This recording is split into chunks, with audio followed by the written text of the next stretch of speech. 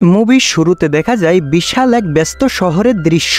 এরপরে আমরা পরিচিত হই মুভির প্রধান চরিত্র আরন রাস্ট্রার সঙ্গে। সে একজন তরুণ চঞ্চল অ্যাডভেঞ্চার প্রিয় মানুষ। সে একা একা অ্যাডভেঞ্চারে বের হতে পছন্দ করে এবং কাউকেই সে তার ব্যাপারে জানায় না। এই দৃশ্যগুলোতে তার স্বাধীনতা এবং তার আত্মবিশ্বাস স্পষ্টভাবে বোঝা যায়। সে তার প্রয়োজনীয় জিনিসপত্র যেমন একটা ভিডিও ক্যামেরা, খাবার এবং অন্যান্য সরঞ্জাম নিয়ে সে তার যাত্রা শুরু করে। এরপর সে মরুভূমির রাস্তা দিয়ে সাইকেল চালিয়ে ক্যানিয়নের দিকে যেতে থাকে। এই অংশটাই আমরা দেখতে পারি যে শুধু বালি আর পাথর চারিদিকে, আশেপাশে কোনো লোকজন নেই। চারিদিকে একদম হু নির্জন জায়গা। মরুভূমির মাঝে সে একা একা দ্রুত সাইকেল চালিয়ে চলেছে। এই অংশে তার অ্যাডভেঞ্চার প্রিয়তা এবং একলা সময় কাটানোর প্রতি তার ভালোবাসা বোঝা যায়। সাইকেল চালাতে চালাতে আরনের সাথে দুইজন মেয়ে হাইকারের দেখা হয়ে যায়। তাদের নাম হলো ক্রিস্টি এবং মেগান। সেই মেয়ে দুইটা সেই মরুভূমির মাঝে পথ হারিয়ে ফেলেছিল এবং আরন তাদের দুইজনকে সাহায্য করে এবং তাদের দুজনকে একটি লুকানো জলাধারের কাছে নিয়ে যায়। তারা সকলে মিলে সেই জলাধারে ঝাঁপ দেয় এবং তাদের মজা করে। এই সময়টা তারা অনেক হালকা ফিল করে, কারণ তাদের সাথে সে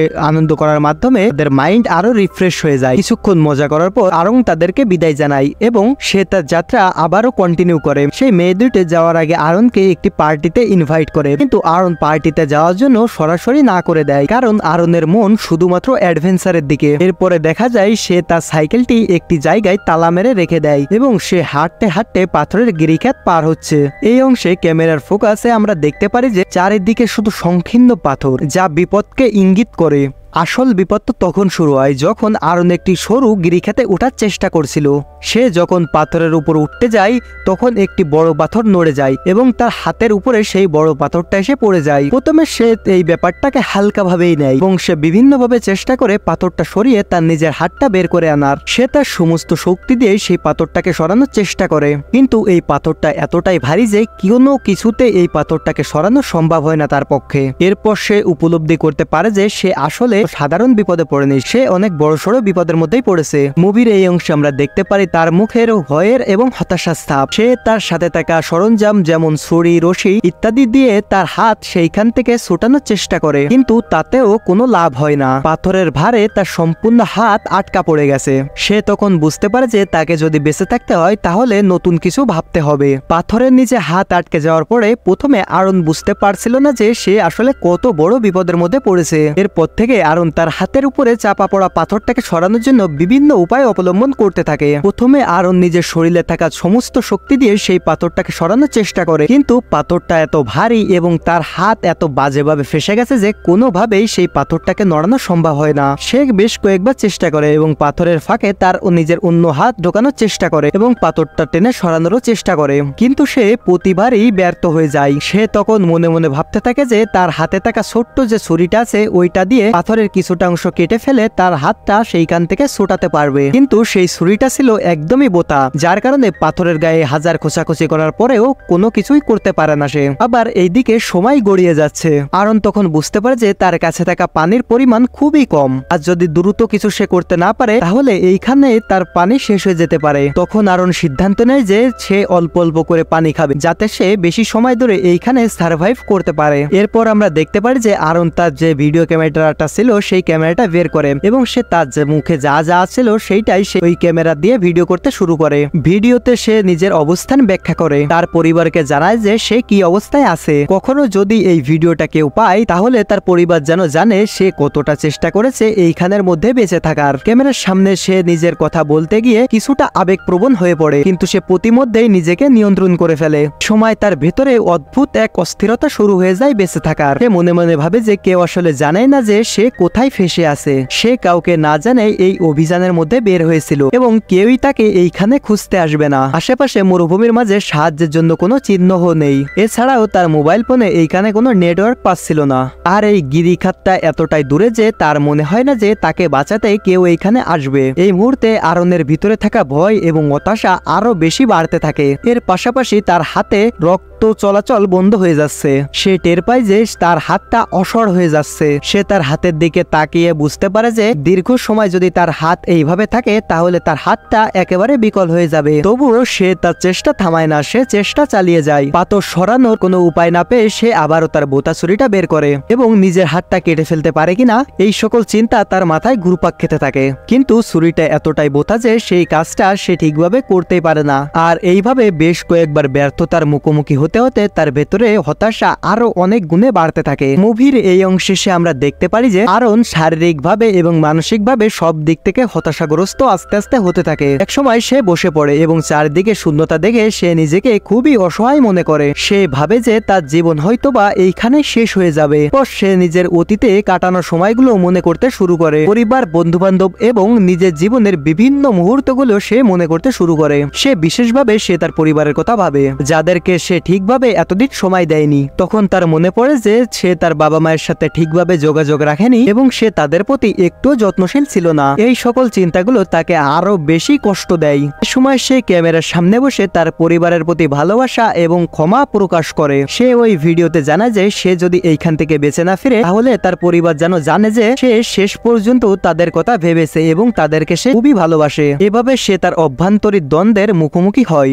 সে একদিকে মনে করে হয়তো সে আর এইখান থেকে বেঁচে ফিরতে পারবে না, আবার অন্যদিকে তার বেঁচে থাকার ইচ্ছা এতটাই প্রবল যে নতুন কোনো বেঁচে থাকার উপায় খোঁজার চেষ্টা চালিয়ে যায়। আরন এই সময় আরো একবার সেই পাথরটাকে সরানোর চেষ্টা করে, কিন্তু সে আবারও ব্যর্থ হয়ে যায়। সে এই বিপদের মুখোমুখি হয়ে নিজের জীবনের মূল্য বুঝতে পারে। সেই মুহূর্তে তার জীবনের একটাই লক্ষ্য যে কিভাবে বেঁচে থাকা যায়। এরপরে আমরা দেখতে পারি যে আরনের শারীরিক এবং মানসিক অবস্থা আগের থেকেও বেশি খারাপ হতে শুরু করে। সেইখানে দীর্ঘ সময় আটকে থাকার কারণে তার শরীর দুর্বল হতে শুরু করে এবং পানির অভাবের কারণে তার মুখও শুকিয়ে যেতে থাকে। প্রথমে আরং নিজেকে মানসিকভাবে শক্ত রাখার চেষ্টা করে এবং নিজের ভিতরে থাকা সাহসটা পুনরায় সে জাগিয়ে তোলে। কিন্তু সময় যত গড়াতে থাকে তার দুর্বলতা এবং একাকিত্বতা আরো বেশি তাকে ঘিরে ধরে। আশেপাশের পুরো পরিবেশ নীরব, আর এই নীরবতাই যেন তার জন্য কাল হয়ে দাঁড়ায়। এদিকে আরন তার হাত কেটে ফেলতে পারে কিনা সেই চিন্তা আবার তার মাথায় আসে। যদিও তার হাতে থাকা ছুরিটা খুবই বোতা, কিন্তু এক প্রকার সে বাধ্য হয়ে তার হাতটা সেইখান থেকে মুক্ত করার চেষ্টা করতে থাকে। সে আবারও ছুরি দিয়ে তার নিজের হাতের কবজির অংশ কাটতে শুরু করে, কিন্তু সে কোনো কিছু করেই সফল হয় না। এই মুহূর্তে তার জন্য শারীরিক কষ্টটা আরো তীব্র আকার ধারণ করে। আরনের হাতের রক্ত চলাচল একেবারেই বন্ধ হয়ে গেছে, তার হাতটা এক প্রকার বিকলিক হয়ে গেছে। কিন্তু সে জানে যে তার হাতটা যদি না কেটে ফেলা হয় তাহলে এইখান থেকে সে কোনোভাবেই বের হতে পারবে না এবং সে বেঁচেও থাকতে পারবে না। এই সময় আরং নিজের মানসিক অবস্থা নিয়ে আরো বেশি চিন্তিত হয়ে পড়ে। সে কিছুটা বিভ্রান্ত হয়ে পড়ে এবং তার সামনে নানা ধরনের কল্পনা ভাসতে শুরু করে। সে বিভিন্ন ধরনের দুঃস্বপ্ন দেখতে থাকে, যেখানে সে তার পরিবারের সাথে দেখা করছে, বন্ধুদের সাথে কথা বলছে এবং তার জীবনের নানা গুরুত্বপূর্ণ মুহূর্তগুলো ফিরে আসছে। এই দুঃস্বপ্নগুলো তাকে আরো বেশি ভীত করে তোলে, কারণ সে বুঝতে পারে সে হয়তো এই জায়গা থেকে আর কোনোদিনই বেঁচে ফিরতে পারবে না। কিন্তু একই সঙ্গে তার ভেতরে থাকা বেঁচে থাকার প্রবল ইচ্ছাটা জেগে ওঠে। সে জানে যে তাকে এই বিপদ থেকে যে কোনো মূল্যেই বেঁচে থাকতে হবে। পর্যায়ে আরন তার নিজের ক্যামেরা আবার বের করে এবং আবার সে নিজের মনের কথা শেয়ার করতে শুরু করে। সে তার পরিবার এবং তার বন্ধুদের উদ্দেশ্যে কিছু আবেগঘন কথা বলে। সে জানায় সে তাদেরকে কতটা ভালোবাসে এবং সে তাদের কাছে ক্ষমা চায় যদি আর তাদের কাছে ফিরতে না পারে। তার গলায় এক প্রকার পরিতাপের সুর শোনা যায়। সে তখন ফিল করে যে তার জীবনের অনেক কিছুই অপূর্ণ থেকে গেছে। ক্যামেরায় এসব কথা সে বলতে গিয়ে তার চোখে কিছুটা জলও চলে আসে এবং সে অনেক ইমোশনাল হয়ে পড়ে, কিন্তু সে নিজেকে শক্ত রাখার চেষ্টা করে। এ সময় আরনের শারীরিক অবস্থা আরো বেশি খারাপ হতে থাকে। পানির অভাবে তার শরীর ক্রমশ দুর্বল হয়ে যায়। তার হাতটা অসাড় হয়ে গেলেও তার শরীরের বাকি অংশে প্রচন্ড রকমের জ্বালা যন্ত্রণা সৃষ্টি হয়। এক পর্যায়ে সে তার কাছে থাকা পানি শেষ করে ফেলে এবং ধীরে ধীরে তার উপরে মৃত্যুর ভয় নেমে আসে। কিন্তু তারপরেও তার ভেতরে থাকা এক অদম্য শক্তি কাজ করে এবং তাকে সেই অদম্য শক্তি টিকে থাকতে সাহায্য করে। সে মনে মনে সিদ্ধান্ত নেয় যে যে কোনো ভাবেই হোক তাকে এই বিপদ থেকে মুক্ত হতেই হবে। আরঙের মানসিক অবস্থা তখন ক্রমশই ভেঙে পড়ছে। দুঃস্বপ্ন এবং বাস্তবতার মাঝে তার মস্তিষ্ক বিকল হতে শুরু করে এবং মস্তিষ্ক বিভ্রান্ত হতে শুরু করে।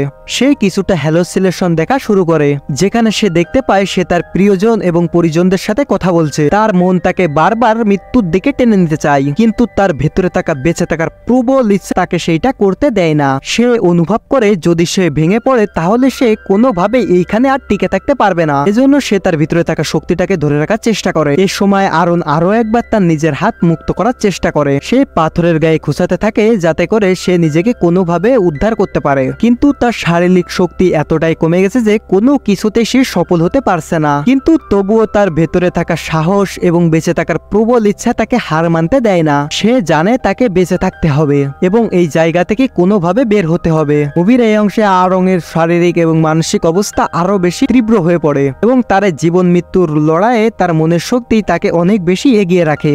এরপর আমরা দেখতে পারি যে তার শারীরিক অবস্থা আরো বেশি খারাপ হয়েছে এবং তার শরীরে আর একটুও শক্তি নেই। তার শরীর দুর্বল হয়ে পড়েছে এবং তার মুখে স্পষ্ট ক্লান্তির ছাপ বোঝা যায়। পানির অভাব এবং দীর্ঘ সময় পাথরের নিচে আটকে থাকার কারণে তার শরীরের প্রতিরোধ ক্ষমতা হ্রাস পেয়েছে, কিন্তু তার ভেতরে থাকা সাহস এবং প্রবল ইচ্ছা তাকে আরো কিছুটা সময় বেঁচে থাকার জন্য সাহায্য করছে। এই সময় আরন তার চোখের সামনে নানা ধরনের হ্যালুসিনেশন দেখতে শুরু করে। সে তার আশেপাশে থাকা শূন্যতা আরো বেশি অনুভব করতে থাকে, যা তার মানসিক অবস্থা আরো বেশি বিপন্ন করে তোলে। এক সময় আরং সিদ্ধান্ত নেয় নাই যে তার হাত মুক্ত করার জন্য তাকে কিছুটা ভয়ঙ্কর পদ্ধতি অবলম্বন করতে হবে। তার শরীরের শক্তি সম্পূর্ণ শেষ হয়ে গেছে এবং শরীরের অবস্থাও করুণ। সে তখন বুঝতে পারে যে তার হয়তো একমাত্র উপায় হচ্ছে তার হাতটা সম্পূর্ণরূপেই কেটে ফেলতে হবে। এই সিদ্ধান্ত নেওয়ার পর সে আবারও ছুরি বের করে এবং সে তার হাতের আবারও কিছু অংশ কাটতে শুরু করে। তীব্র কষ্ট যন্ত্রণা সহ্য করে সে অত্যন্ত সাহসিকতার সাথে এই কাজটা সম্পূর্ণ করতে এবার সক্ষম হয়। সে তার হাত কেটে ফেলার পর সে তার শরীরের আংশিক মুক্তি পায় এবং মর্মান্তিক দুঃসাহসের মাধ্যমে নিজেকে মুক্ত করার চেষ্টা করতে থাকে। এরপর সে তার হাতের মাস্ক এবং স্নায়ু কাটার প্রক্রিয়া আরো বেশি যন্ত্রণাদায়ক হয়, কিন্তু এই মুহূর্তে তার বেঁচে থাকার প্রবল ইচ্ছা তাকে ধৈর্য ধারণ করতে অনেকটাই সাহায্য করে। হাত কেটে ফেলার পর আরন পাথরের নিচ থেকে মুক্ত হতে সক্ষম হয়। সে তার উদ্ধার কেন্দ্রে পথ খুঁজতে থাকে এবং তার শক্তি অনুযায়ী কিছুটা সংকটপূর্ণ জায়গা পার করে। তার শরীরের অবস্থা খুবই খারাপ, কিন্তু তার অদম্য ইচ্ছা শক্তি তাকে এগিয়ে যেতে সাহায্য করে। সময় আরন দূরে কিছু পথচারীকে দেখতে পায়। সে তাদের থেকে সাহায্য পাওয়ার আশায় জোরে চিৎকার করে এবং তাদের দৃষ্টি শক্তি আকর্ষণ করার ট্রাই করে। পথচারীরা তাকে সাহায্য করার জন্য এগিয়ে আসে এবং তাকে জরুরি যে চিকিৎসাগুলো দেওয়া দরকার সেই চিকিৎসাগুলো প্রদান করে। আরনের মুক্তির পর তাকে হাসপাতালে নিয়ে যাওয়া হয় এবং সেইখানে তার চিকিৎসাও করা হয়। মুভির শেষ দিকে আরং সুস্থ হয়ে ওঠার পর সে তার পিছনে ফিরে তাকায় এবং সে তার বেঁচে থাকার সাহসিকতার বর্ণনা দিতে থাকে। তার এই অভিজ্ঞতা শুধু তার নিজের জন্যই নয়, বরং সকলের জন্যই একটি শক্তিশালী বার্তা হয়ে ওঠে। এবং এইখানেই এই মুভিটা শেষ হয়ে যায়। এই মুভির এক্সপ্লেনটা কেমন লাগলো সেটা অবশ্যই কমেন্ট করে জানাবেন এবং নেক্সটে কি ধরনের মুভি আপনারা দেখতে চান সেটা নিচে অবশ্যই কমেন্ট বক্সে জানাবেন এবং আমাদের চ্যানেলে নতুন হয়ে থাকলে চ্যানেলটি সাবস্ক্রাইব করবেন।